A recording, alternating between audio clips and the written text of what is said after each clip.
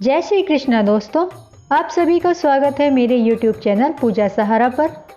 तो दोस्तों, आप सब स्वस्थ रहें यही आशा और प्रार्थना करती हूँ। आज हम अपनी इस वीडियो में माता करवा चौथ और श्री गणेश भगवान की कथा का स्मरण करेंगे। तो शुरू करते हैं माँ करवा चौथ की व्रत की कथा। एक साहूकार के 7 लड़के और 7 बहुएं थी। एक बेटी थी। साहूकारनी सहित उसकी 7 बहुओं और बेटी ने करवा चौथ का व्रत रखा था। साहूकार की लड़की अपनी बहन से बहुत प्यार करते थे।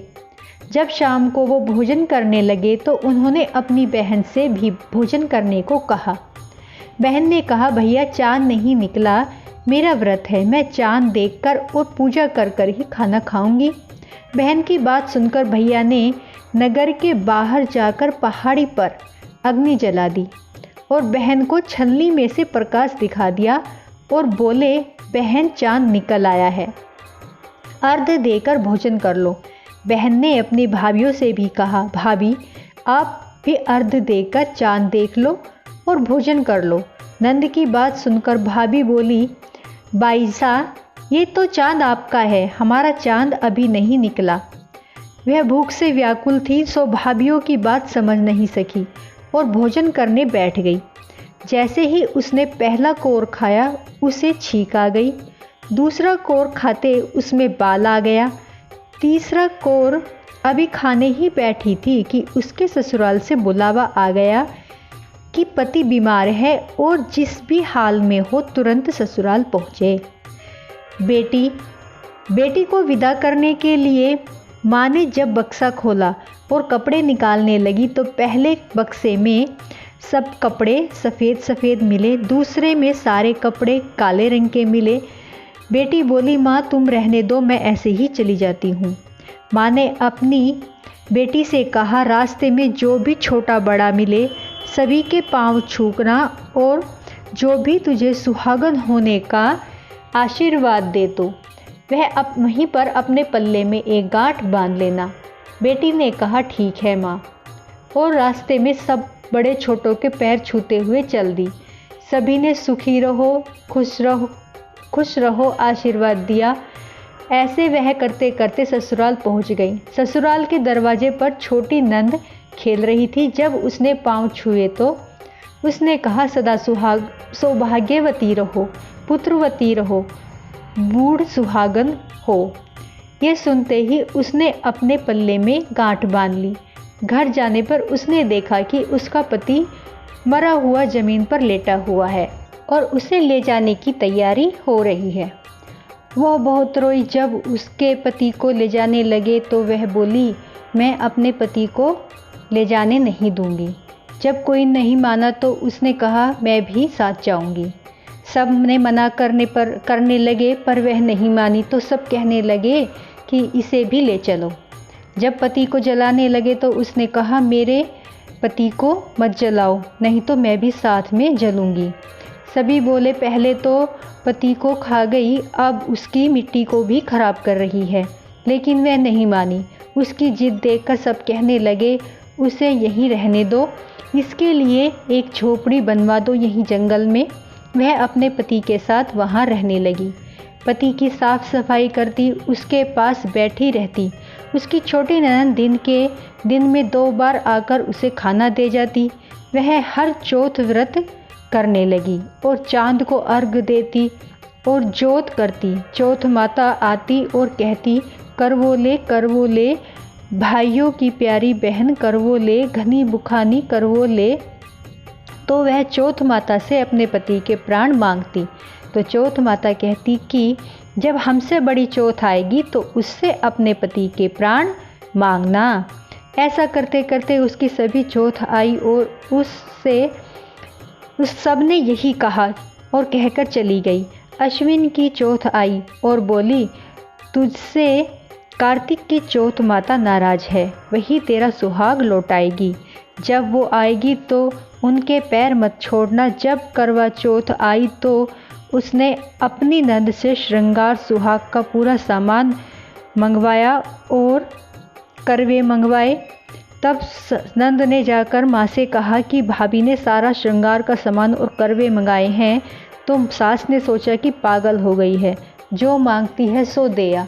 साहूकार की बेटी ने व्रत रखा, चांद निकलने पर अर्घ दिया। चौथ माता आई कि जोत करी, और जब चौथ माता आई प्रकट हुई तो चौथ माता बोली करवोले करवोले, 7 भाइयों की बहन करवोले। वह बोली दिन में चांद उगाने वाली करवोले। तब उसने माता के पैर पकड़ लिए और वह बोली माता मेरा सुहाग वापस कर दो। चौथ माता बोली तू तो बड़ी भूखी है, 7 भाइयों की प्यारी है, तुझे सुहाग से क्या काम। तब वह बोली नहीं माता, मैं आपके पैर तब तक नहीं छोड़ूंगी जब तक आप मेरा सुहाग वापस नहीं कर देती हो। चौथ माता ने सुहाग का सारा सामान मांगा तो उसने एक एक करके सारा 16 श्रृंगार का पूरा सामान दे दिया। चौथ माता ने अपनी आंखों से काजल निकाला, नाखून से मेहंदी निकाली और मांग से सिंदूर निकाला और चिटकी उंगली से छींटा दिया। उसका पति जीवित हो गया। चौथ माता जाते जाते उसकी झोपड़ी पर भी लात मार गई, जिससे उसकी झोपड़ी महल बन गई। जब नंद खाना लेकर आई तो झोपड़ी की जगह महल देखकर वह चौंक गई। उसने नंद से कहा देखो भाई साहब, आपका भाई वापस आ गया। घर जाओ और सासू जी से कहो गाजे बाजे के साथ हमें घर वापस लेकर जाएं। नंद दौड़ी माँ के पास गई और सारी बात कह सुनाई। माँ ने कहा तू तो पगला गई है। तब बेटी ने कहा नहीं माँ, मैंने भाई को वहाँ पर देखा है। सभी घर वाले खुशी से अपने बेटे और बहू को लेने गए। बहू बोली देखो माँ, आपका बेटा वापस आ गया है। सास बोली मैंने तो साल भर पहले ही इसे अपने घर से वापस भेज दिया था, तू ही इसे वापस लेकर आई है। करवा चौथ माता जैसे साहूकार बेटी के साथ पहले किया वैसा किसी के साथ मत करना, और जैसा बाद में उसे अमर सुहाग दिया वैसा सबको देना। कथा कहते सुनते हुंकारा भरते सब पर अपनी कृपा करना। बोलो चौथ माता की जय। तो दोस्तों अब हम सुनेंगे गणेश भगवान की कथा, जो कि चौथ माता के बाद अवश्य सुननी चाहिए। एक बुढ़िया थी, वह बहुत ही गरीब थी और अंधी थी। उसके एक बेटा और बहू थे। वह बुढ़िया सदैव गणेश जी की पूजा किया करती थी। एक दिन गणेश जी प्रकट होकर उस बुढ़िया से बोले बुढ़िया माँ, तू जो चाहे सो मांग ले। बुढ़िया बोली मुझसे तो मांगना नहीं आता, कैसे और क्या मांगूं। तब गणेश जी बोले अपने बहू बेटे से पूछकर मांग ले। तब बुढ़िया ने बेटे से कहा गणेश जी कहते हैं तू कुछ मांग ले, बता मैं क्या मांगूं। पुत्र ने कहा माँ तू धन मांग ले। बहू से पूछा तो बहू कहने लगी नाती पोते मांग लो। तब बुढ़िया ने सोचा कि ये तो अपने अपने मतलब की बात कह रहे हैं, अतः उस बुढ़िया ने पड़ोसन से पूछा तो उन्होंने कहा बुढ़िया माई, तू तो थोड़े दिन जिएगी, क्या तू धन मांगे क्या नाती पोते मांगे, तू तो अपनी आँखों की रोशनी मांग ले, जिससे तेरी जिंदगी आराम से कट जाए। इस पर बुढ़िया बोली यदि आप प्रसन्न हैं तो मुझे 9 करोड़ की माया दे, निरोगी काया दे, अमर सुहाग दे, आँखों की रोशनी दे, नाती दे, पोते दे और सब परिवार को सुख दे, अंत में मोक्ष दे। यह सुनकर गणेश जी बोले बुढ़िया माँ, तूने तो हमें ठग लिया, पर फिर भी जो तूने मांगा है वचन के अनुसार सब तुझे मिलेगा। और यह कहकर गणेश जी अंतर्ध्यान हो गए। उधर बुढ़िया माँ ने जो मांगा सब कुछ उसको मिल गया। हे गणेश जी महाराज, जैसे तुमने उस बुढ़िया माँ को सब कुछ दिया वैसे ही सबको देना, कहते सुनते हुंकारा भरते सब पर अपनी कृपा करना। तो बोलो गणेश जी महाराज की जय। तो दोस्तों ये थी हमारी करवा चौथ माता और गणेश भगवान की कथा। मेरी वीडियो और कथा आपको अच्छी लगी होगी, प्लीज़ लाइक सब्सक्राइब शेयर ज़रूर करें। बोलो चौथ माता की जय।